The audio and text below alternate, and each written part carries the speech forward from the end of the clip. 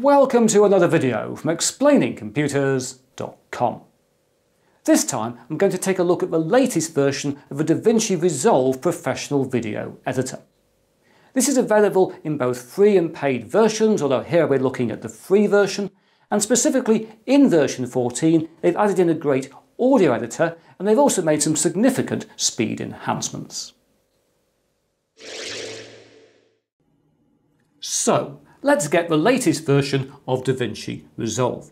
And to run this, you're going to need a 64-bit operating system, you're going to need at least 8 GB of RAM, and you're going to need a CUDA-Core graphics card with at least 1 GB of RAM. And we'll go to the Blackmagic Design website, and we'll go to Davinci Resolve and Fusion Software, and click on Davinci Resolve. Now, I'm not going to take you through the whole process of downloading and installing a piece of software, but there are two queries that keep coming up on my Davinci Resolve videos, so I want to address those right at the start here. So I'll click on Download, and the first thing you'll notice is there are multiple versions of Davinci Resolve. For a start, at the moment there's the version that's not in beta, which is 12.5.6, which is great software, but there's also the public beta of 14, which is a stable beta. It's been out for a while, it's been through several iterations. That's what we're going to be looking at here. But the more critical thing is there are two versions here on the right and the left. On the left we have Davinci Resolve.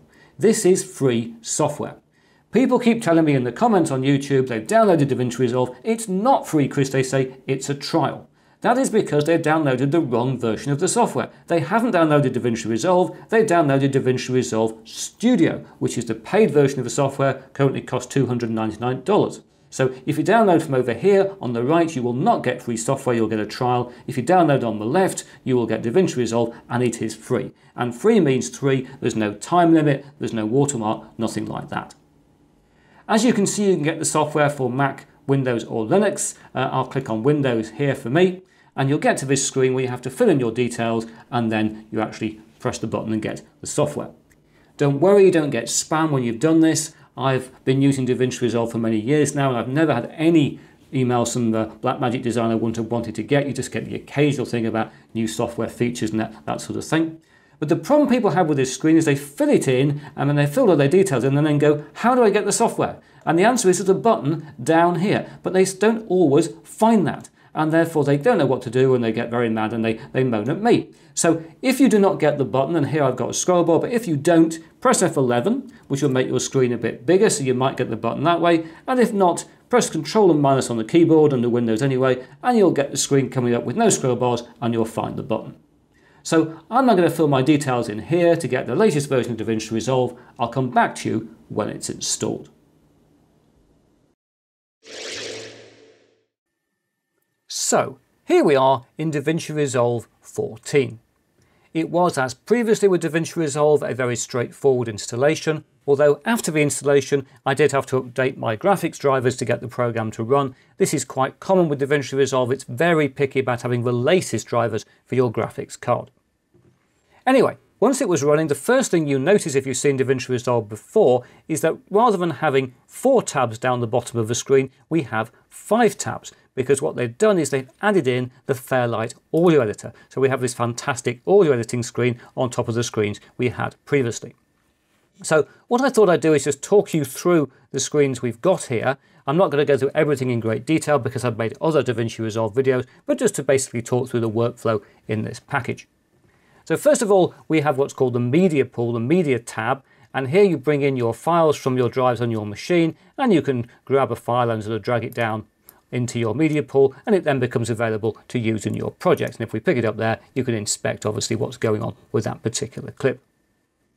We then have the Edit tab, which is where you do most of your work as an editor anyway. And here we've got, if we just turn off the inspector a second, we've got the standard monitors you'd expect, the timeline monitor and the clip monitor over here.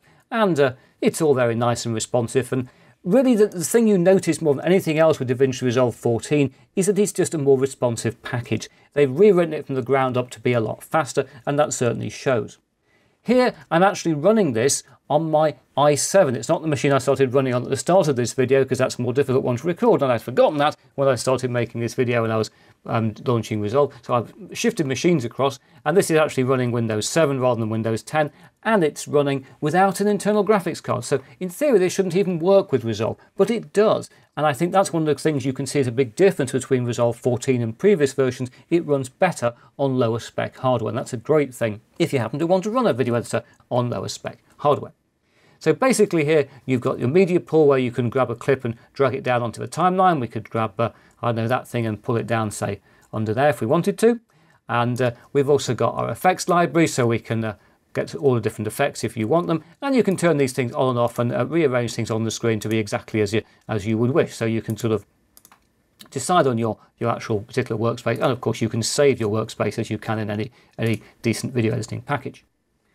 People often talk to me about picture-in-picture. It seems to be the one thing people always want to know how to do in a video editor, so I will just show you that here. Here we've got a clip of some blossom, and underneath the blossom is a clip of the, I think that's a nanobot. What if we wanted that as a picture-in-picture from about there? Well, we could go into there, go into the inspector, and we could just drop in some keys on the position and the zoom of that, and then we could maybe take it along a little bit, and we'd maybe zoom it in quite a bit, take it down there.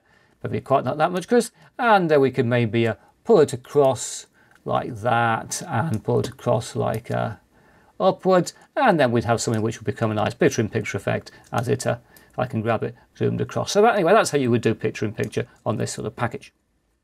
Now, when you've actually put your thing together, you've got your color correction screen, the color correction tab. Davinci Resolve was actually written as a color corrector. That's how it went through most of its life, most of its iterations. Video editing is a relatively recent addition to Davinci Resolve. And you've got here a node-based system, so you can add different nodes in to control all kinds of things on your clips in terms of their color, but also things like composite. You may remember I showed you how to do green screen compositing, green screen work with this package in a previous video. And you can also play with the colors to your heart's content. Here I'm just playing with a curve on that particular little clip there. You can see it's obviously I'm making big changes so you can see the effect there, but you move things around. I often put little gamma curves onto clips like that. But you've also got all of your standard things to adjust with the standard sort of mixers if you want, or you can use your standard color wheels to adjust gammas and that type of thing. You can have a lot of control for finishing every single shot in Davinci Resolve. The final tab we've got here is what used to be our fourth tab. It's now our fifth. This is the delivery tab. This tab is the one where you can obviously send your files out to be your final film. And the formats here are greater than we were in Resolve initially, but to be honest, Davinci Resolve is still a professionally focused package. So you'll see video formats are by and large focused around things like MXF, which you can check out in things like DNxHR. But you can do, if you wish, QuickTime and chuck that out in other formats. We've got things like MPEG-4 there, and you can also chuck out in things like photo JPEG formats and that type of thing if you wanted to. And you can now also export audio only in this package, and there also are, compared to earlier versions of Resolve, presets for things like YouTube and Vimeo, so it is a bit more consumer friendly than it used to be. Finally here I'll show you we have got this Fairlight audio editor. I've missed that tab out because it's a new one. This is great. It gives you a lot more control over audio. It makes you feel like you're in a proper studio just looking at it. And I love the way the audio plays nicely as you scratch through it. I should have picked clips with better audio than just a little bit of sound effect, but at least it shows you the principle. So I've not really experimented this very heavily. I haven't had reason to. I don't tend to do very, very complicated audio edit. But if you want to do a complicated audio edit, it's certainly possible to do it in Davinci Resolve 14. So there we are. That's just a quick look through the update of my favourite free video editor, Davinci Resolve. As we've seen in this video, Davinci Resolve continues to get better and better. It really is a great free video editor. But I hear some of you cry, what about all the other free video editors? Well, I've looked at Kdenlive here in the past. I've looked fairly recently at Avid Media Composer first, but I know there's also things like Shotcut and OpenShot and Lightworks and HitFilm. So what I'm going to do in a future video, and not too long from now, is I'm going to do a head-to-head looking at all of the available free video editors in one video, looking at what they are and looking at where they're most applicable. Because some of these editors, like say Davinci Resolve, are really good for professional editing. Other ones, like say HitFilm and Shotcut and OpenShot, are better for sort of more consumer-based projects.